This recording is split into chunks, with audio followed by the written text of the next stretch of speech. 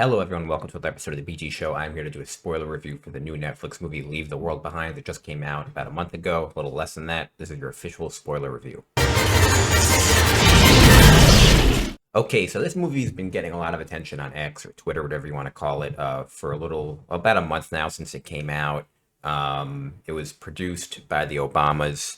It has Mahershala Ali, Julia Roberts, Ethan Hawke. So it's got some big actors in it, and it's made some, I guess, controversy because a lot of people consider it predictive programming. You know, you had the Obamas producing it, and there's a lot of things in this movie that people foresee as things that could happen. Not everyone, but some people.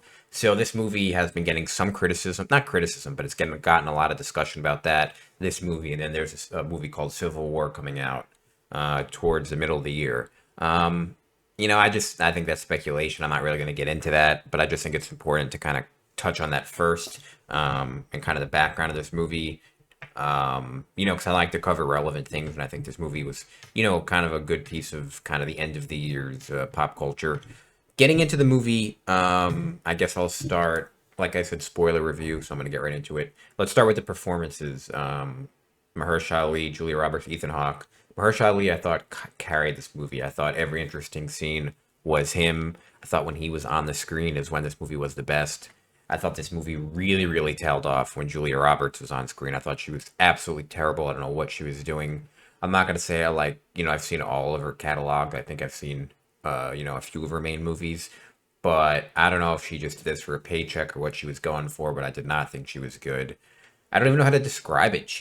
I just didn't know the point of her character. What, she was trying to just be kind of like a crazy middle-aged mom who drinks a lot of wine. I'm not really sure.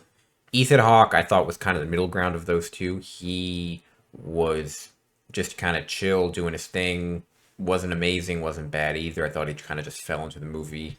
And then this daughter character, I'm not even sure how to pronounce her name, but I thought she was really, really annoying as well. I don't know if that was the point of the character, but she's what I call a Twitter character. A Twitter character is pretty much someone who is like edgy, and they try to make it seem as if this person's online a lot, and this person is one of those terminally online people. And I have a problem with these characters because they aren't going to age well. They're not, and like if you watch this movie in 10 years, the three adult characters are what I call timeless. They're not, it's not going to matter what year you watch them.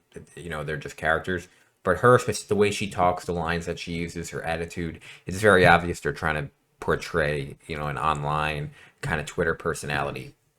So as I get into this movie, I thought this movie was solid. It's kind of a middle ground movie for me, so it's not going to fall into best movies of 2020 and 2023 or worst movies of 2023. It's kind of in the middle ground. So I didn't love it, but I didn't hate it. There were some scenes that I really did love, though, and there's some scenes that I hated. That's why. So it's very up and down. As opposed to a movie that's mediocre throughout, I thought this was kind of a roller coaster movie. The things that I love. So I guess taking a step back, this movie is about a couple. Are a family of four, average family from Manhattan. They're going to the Hamptons essentially for a weekend vacation. They get to this house, and some weird thing starts happening. The Wi-Fi goes out, and then there's some warnings on TV. But you're not really sure what's going on. Eventually, Mahershala Ali and his daughter show up, and it turns into kind of a cat and mouse game of trying to figure out, okay, who are the bad guys? Is this one of those movies where actually Julia Roberts and Ethan Hawke are the bad guys? Is Mahershala Ali and his daughter, scam artists? Is this really their house? They're claiming it's their house, and something weird's going on in the city, so they just want to come over. And I thought this was a good part of the movie, but this is where my first issue is I'm like, is this turning into like a murder mystery movie? What is this about? And you're like, oh no, actually it's not turning into that. And then they kind of go through this, they kind of play this cat and mouse game for, about 20 minutes on screen. And eventually you come to the realization that neither of them are bad, that Mahershala Ali's telling the truth, that he has some information, that some weird stuff is going on in the financial markets, and they're not sure, but it could be a terrorist attack or something else. And so this movie is I think what I realized is it's kind of like an existential dread movie. You know, the point of the movie isn't what the actual climax is going to be. It's building up, building up, building up, building up. You never actually know what it's going to be. So as this movie kind of goes on, it gets into Ethan Hawke and Julia Roberts' children, which are like these side plots. The daughter is kind of the biggest side plot throughout the movie. She's obsessed with the show Friends, which is kind of random. And the ending, she doesn't have the ability to watch it anymore because she only watches it online. And this is, I'll get to this at the end of the movie. This is kind of like the subliminal message. So she has no way of watching the end of the show because they have no Wi-Fi. So she's dying to watch the show Friends, and she's kind of wandering throughout the movie, trying to, I guess, just explore. And she encounters deer, and the deer, I guess there's also on the poster here, is kind of like the symbol of the movie. I'm not really sure what the deer was supposed to symbolize. I think maybe when like trouble was approaching. I looked into it. This is one of the things I didn't really understand too much, even when I read about it. Um, and so they're trying to figure out, what's going on. And so let me get into the scenes that I think kind of the best scenes, the mysterious scenes. So the first kind of weird scene is they're at the beach and they see, this is one of my favorite scenes. They see a boat in the distance and the daughter's like, hey, I see a boat. And then they keep panning to the beach and to the boat and it gets closer and closer. Okay, sorry about that. My camera died. So there might be a little bit of an awkward cut there. But as I was saying, the boat is coming closer and closer and closer. This is one of my favorite scenes in the movie. And it's kind of like a very eerie kind of feel. The boat, you're not really sure if it's going to hit the shore, but they're kind of having the realization, like, is anyone driving the ship? What's going on? And it becomes closer and closer and closer. And eventually it does. It washes up on shore. And the name of the ship is the White Lion, which is a pretty significant nod, which is the White Lion was the first ever slave ship to come to the United States. Um, and so that was, one of the first historical nods. And so that scene was really good. And some of the other scenes throughout the movie where kind of weird stuff happens. There's a scene where Ethan Hawke kind of goes out for a drive, I think to get cigarettes or something, and he sees a woman kind of in distress, and she's speaking Spanish and he's speaking English. He doesn't know what to do because he doesn't know, do I stop? Is it real? I don't know whether to help her. And it's kind of an eerie scene. And he decides to leave her, and as he's driving, he sees this like sea of red. You don't know what it is. And it almost looks like, but you're like, are those bugs? What are those? Maybe it was just me who thought that. And it turns out to be pamphlets, and it was in Arabic. And eventually they meet up with this Kevin Bacon character later on, and they come to realize that in New York they were dropping Arabic pamphlets, but in San Diego they were dropping Korean pamphlets. And this is kind of the first part of the movie where you realize maybe the U.S. is under attack. It's not just like some Wi-Fi hacking. Someone is trying to play interference. And these are kind of the good scenes. There's another good scene where they're driving and they hit this kind of roadblock and they realize all the cars are Teslas. And Julia Roberts goes up to one of the Teslas and it still has the price tag on the window with like the MSRP and all that stuff. And they realize all the cars are new. And then you come to the realization that there's no one driving these cars. And then you put two and two together, they're Teslas, they're driving themselves. And this is a really good horror movie scene where you start to see Tesla's coming down the highway and you realize, oh shit, they're going to get hit if they don't get out of the way. And so they have to start, getting out of the way of all these Teslas and they start getting crashed on. So I thought that was another really good scene. So this movie has good scenes in it. It just has a lot of weaknesses too. And I wrote a lot of them down. I don't want to forget them. So, I guess let me start with the ending. Let me get into the ending before I get into the negatives first. This movie goes on and on and on, and eventually the ending of this movie is there's this house on the end of the woods, which we see throughout the movie. And, they're looking for the daughter. The daughter goes missing.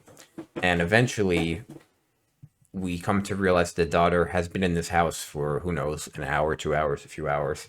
She's eating cereal. She's doing all these things. And she hears her mom calling for her. And instead of going to her mom, she kind of makes a right turn. She walks down the steps and she goes into this bunker. It's a really cool bunker. She turns on the light and she finds this wall of like this really cool wall of like all of these DVDs and CDs. She immediately finds Friends and puts on the last episode. So a lot of people did not like this ending. I actually thought the ending, I'm not saying I love the ending, but I kind of like the symbolism of the ending. And not all these are my original points. But I think the first obvious symbolism is to buy physical media. She was able to watch Friends because she had the physical DVD. And as long as you buy something online, even if you think you own it, you don't own it because they can pull it at any time. And I think that was a very clear point made by Sam Esmail, who's the director who also made Mr. Robot. And I think another symbolism is that we are turned into the daughter, just as the daughter was searching for an ending in Friends, we're searching for an ending in the movie. So I think that was very clear. Those were the two symbolisms. For people who were thinking, waiting for an action sequence, I think you totally missed the point of this movie. I was never there expecting there to be some sort of bomb or some sort of explosion or army people coming in or anything like that. I think they ended it kind of showing New York. I don't even know if that's possible to get that kind of angle where they were, because I think they were in the Hamptons, but essentially showing, I think it was cool showing New York on a fire from a distance, because I took classes at Queens College, and I actually remember looking at the city from a distance is kind of cool. And if you saw it on fire, it'd be really scary because you're kind of close to it, but you're also far, but you're kind of close. So I thought that was cool. With that being said, let me get into the negatives of the movie. My biggest negative, I guess right off the bat, is I don't know where everyone is in this movie. The neighbors, you're just kind of wondering, like, where is everyone? There's no one. I know they live in a big house, so there aren't neighbors, but other than the main characters in this movie, there's just no one. You're like, why can't they go to a neighbor's house?